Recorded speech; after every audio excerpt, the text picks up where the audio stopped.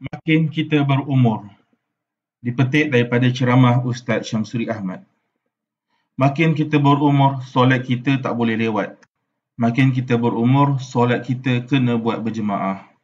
Makin kita berumur, solat kita kena banyak, solat sunat kita kena lebih banyak dari tahun-tahun sebelumnya.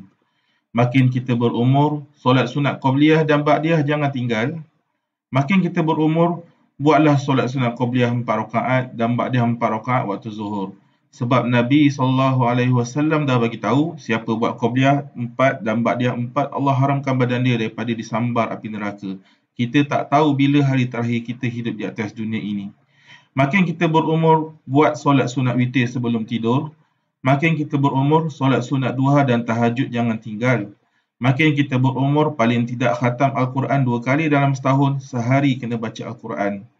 Makin kita berumur, ambillah peluang puasa sunat, paling tidak sebulan sekali. Nak cantik, seminggu 2 kali.